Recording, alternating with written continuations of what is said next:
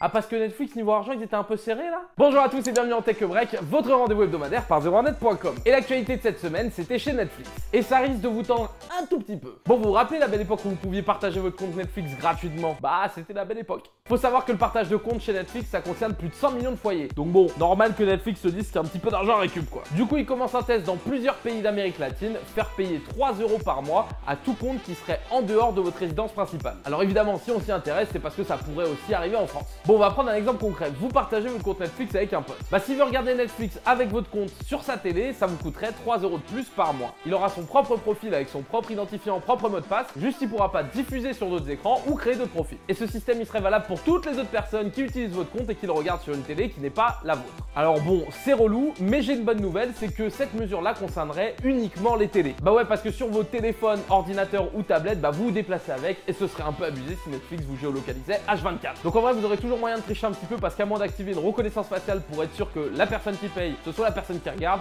bah c'est pas possible à traquer. Désolé Netflix. En plus de tout ça, quand on sait que Netflix a annoncé cette semaine avoir perdu quasiment 1 million d'abonnés sur le dernier trimestre, l'ambiance elle doit pas être au top chez Netflix. Et le chiffre de cette semaine, c'est 20 330. C'est le prix de la voiture Lidl. Oui, après les claquettes, les monsieur cuisine, Lidl est parti sur une voiture électrique. Alors laissez-moi vous présenter ce bolide. C'est fabriqué par la marque allemande Elaris que vous devez sûrement connaître pour Bref, Lidl proposerait le modèle Finn que vous pouvez voir juste là-haut. Oh, comme il est beau. Quelques chiffres sur la voiture quand même, elle fait 2,87 mètres de long. Pour vous le représenter, dites-vous que c'est quasi une Smart. À l'intérieur, on a un super moteur de 48 chevaux qui vous permet d'aller jusqu'à 115 km/h, qui vous permettra sûrement de doubler une Tesla, si elle est à l'arrêt. On est sur une autonomie annoncée de 300 km, ce qui est pas dégueu, une recharge sur des bornes ultra rapides de moins d'1 heure.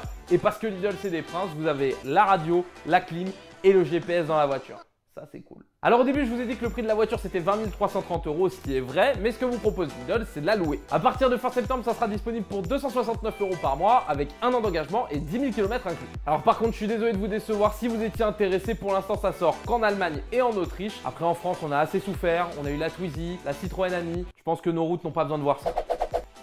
Et place au concours, la semaine dernière on vous offrait votre liseuse Kobo et c'est MGR16 qui l'a gagné, bravo à toi, on va voir ton commentaire pour voir comment récupérer ton cadeau. Et cette semaine on vous offre votre jeu GTA 5 sur PS5, ça fait beaucoup de 5. Pour participer c'est très simple, vous le demandez dans les commentaires juste en dessous et c'est réservé à nos abonnés sur YouTube. Ça vous saoule les tâches ménagères? J'ai exactement ce qu'il vous faut.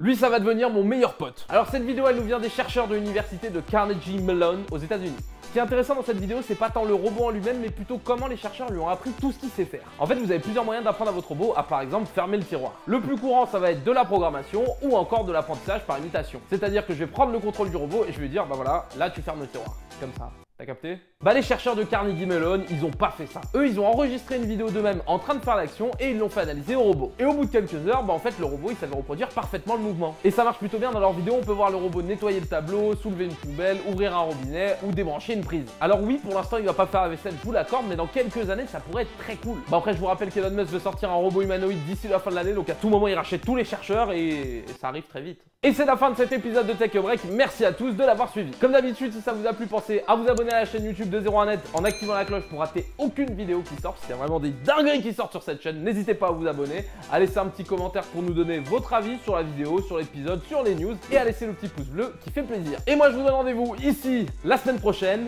Salut!